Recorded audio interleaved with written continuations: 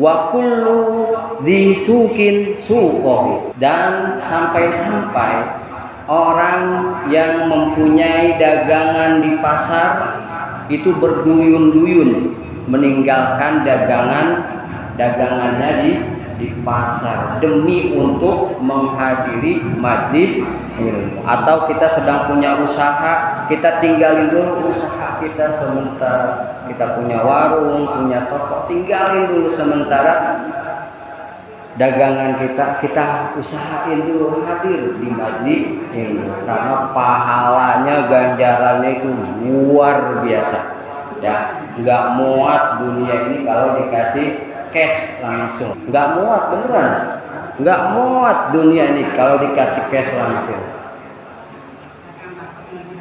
Hah? Iya. Sebagaimana baginda Nabi Sallallahu Alaihi Wasallam bersabda dalam satu hadis yang bersumber dari Abu Dzar radhiyallahu taala anhu, huduru majlisi alimin afdalu min solati alfi rokaatin. Hadir di majlis ilmu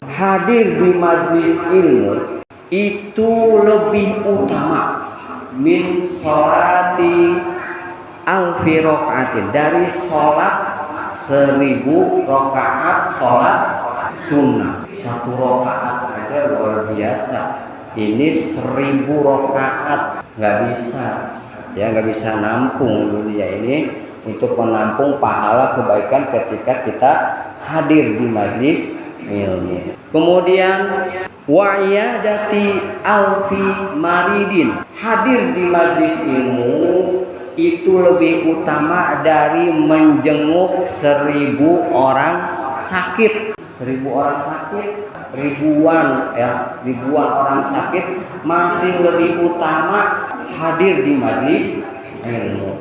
Pahala mengunjungi 1 orang sakit aja, dalam hadis yang diriwayatkan oleh Imam At-Tirmidzi, pahala 1 orang sakit nih Bu, itu ketika kita mengunjungi orang sakit di pagi hari, maka 70.000 malaikat akan bersolawat kepada kita. Maksudnya solawat gimana?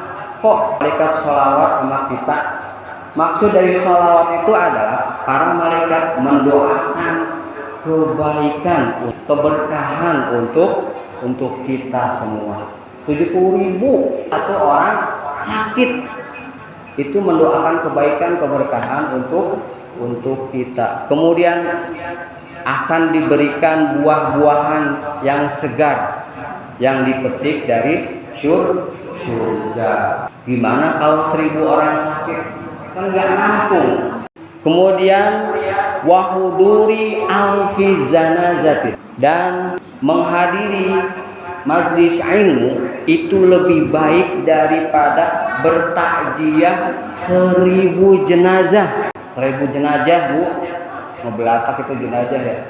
1000 jenazah kita kunjungi, ngebelatak 1 jenazah aja ya. Kalau kita bertakziah itu, kalau kita bertakziahnya sampai kita bisa ikut sholat ya, itu pahalanya 1 kirot. 1 kirot itu 1 gunung yang sangat besar kalau bertakziah sampai ikut nyolatin. Kemudian bertakziah sampai dengan ikut pemakamannya itu pahalanya 2 kirot. 2 kirot itu 2 gunung yang sangat besar. Makanya luar biasa pahala ganjaran dari menghadiri majlis ilmu itu luar biasa. Masih ada lagi, masih banyak lagi ya. Nggak cukup sampai sore juga nggak cukup, tapi kita peringkas aja. Terkadang ada orang yang membandingkannya dengan jalan-jalan di mall. Ngapain ada di majlis, mendingan jalan-jalan di mall, refreshing, CCM ya, enak. Ngapain hadir di majlis, mendingan juga rebahan bari main HP.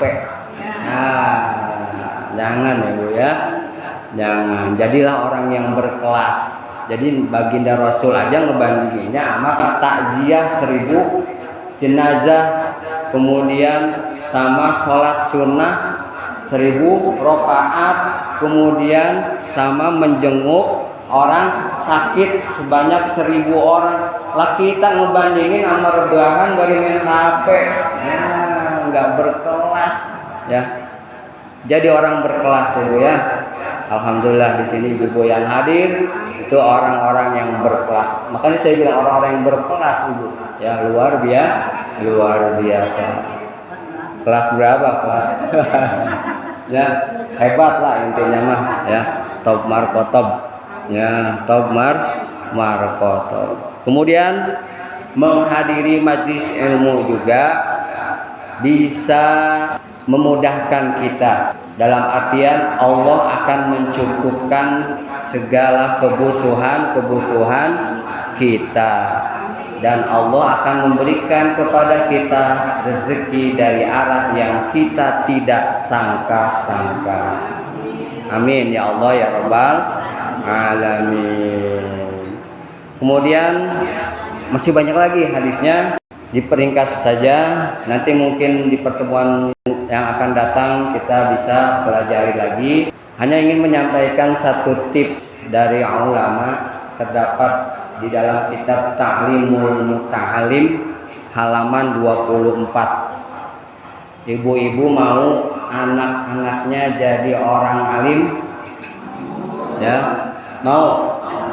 Cucunya mau jadi orang alim, mau? Sama, saya juga mau ya. Man aroda ayyakuna ibnuhu aliman, barang siapa yang ingin anaknya itu menjadi orang alim, yang bagi ayyura'iyal ghuraba minal fuqaha, maka ia semestinya memperhatikan para ulama ahli fikih, para asatidzah, para guru yang peduli terhadap agama, yang berdakwah di jalan Allah. Itu kita harus memperhatikan, kita harus peduli.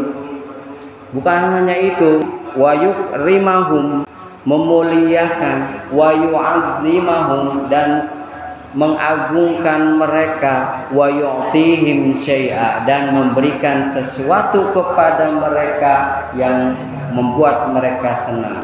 Kalau anak kita pengen jadi orang alim, wa in lam yakun ibnuhu aliman yakunu hafidhuhu, kalau anaknya tidak menjadi orang alim, niscaya cucunya nanti yang akan menjadi orang alim. Amin. Mudah-mudahan ya Bu ya, anak cucu keluarga kita semua mendapatkan bimbingan, tuntunan dan petunjuk dari Allah Subhanahu wa taala dalam menjalankan ibadah, amal soleh, dan dalam menjalankan ketaatan kepada Allah. Semoga kita selalu berada dalam lindungan dan rahmat Allah Subhanahu wa taala. Amin ya Allah ya rabbal alamin. Demikian, mudah-mudahan bermanfaat. Subhanakallahumma wa bihamdika asyhadu an la ilaha illa anta astaghfiruka wa atubu ilaik. Assalamualaikum warahmatullahi wabarakatuh.